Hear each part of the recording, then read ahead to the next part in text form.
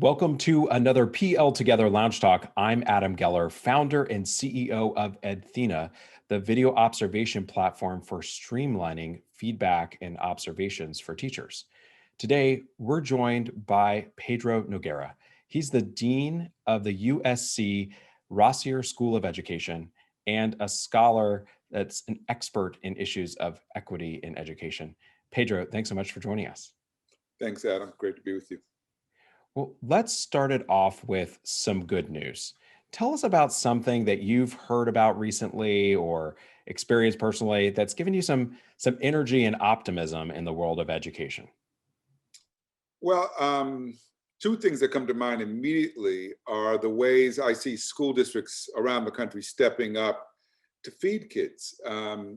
People don't think that of feeding children as being the primary responsibility of schools, but right now, with so many families experiencing job losses and food insecurity, many districts, LA, they've just recently, they're feeding, I think, 75 million people since the pandemic has started, 75 million meals, since the pandemic started. And they're feeding not just kids in school, but anybody who needs it.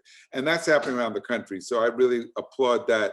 I also have heard a number of districts that are stepping up with ways to personalize learning for kids, which has really been helpful. I'm encouraged by that because we know a lot of kids have experienced learning loss as a result of the pandemic too. Yeah, it's definitely an important call out. A lot of folks think about schools as delivering knowledge, but there's so much more that schools are providing to their communities, food being one of those examples. Let's start our conversation today talking about teachers and just thinking of it through a professional learning and professional development lens.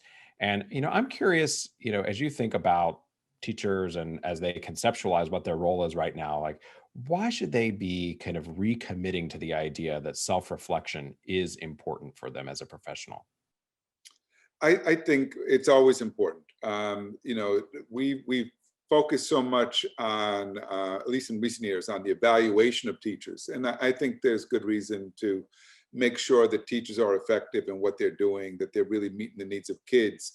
But evaluation starts with the individual, with the teacher themselves reflecting on what they're doing after each lesson, but even more importantly, when they look at their student work and they see what the kids have turned in, what does that tell you about your effectiveness as a teacher, about what's getting through, what's not getting through, which kids are getting it, which kids are not?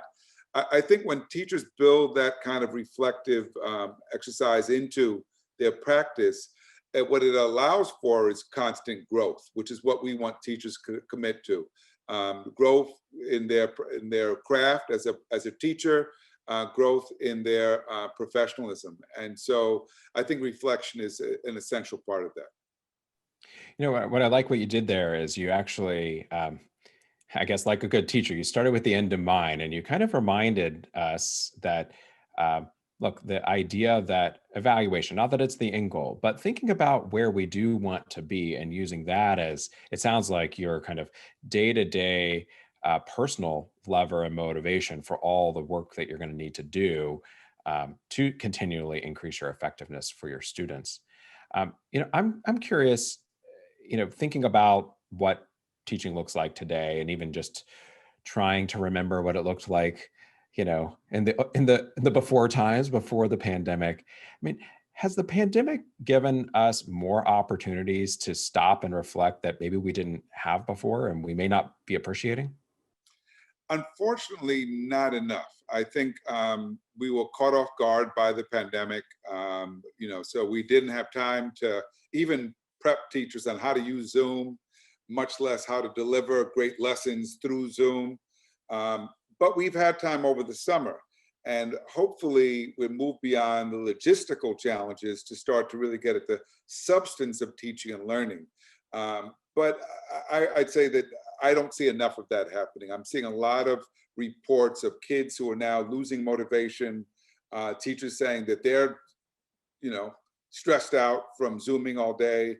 So I think what worries me is that if we don't start to think now about how education can be different and better after this pandemic, after we return, then we'll miss out on the opportunity that this has created. I guess maybe I'm hearing you say that we ideally would have had more time to reflect, or ideally would have had more time to prepare. Um, and I'm imagining being back in the classroom myself, or just kind of thinking through some of the things I'm hearing from educators I know, and it echoes that kind of feeling of stress and pressure, and we're all headed forward at what still feels like 100 plus miles an hour, right? But that's a in some ways we're kind of victims to the external circumstance. So I'm curious, like, should we be thinking about how life has changed and carving out new ways to stop and reflect? Maybe life has a slower pace, and we should savor that and use those opportunities. I'm not assigning homework for teachers to go home and reflect. I guess many of them are already at home, but they're already consumed by what's happening in their classrooms, even on a Saturday or Sunday. But I guess I'm curious, like, uh, how do we make lemonade out of the lemon of the situation here, which is, well, yeah, it would have been more ideal to have more time or more capacity or more resources. Like, how do we make some lemonade in this situation from the perspective of self-reflection?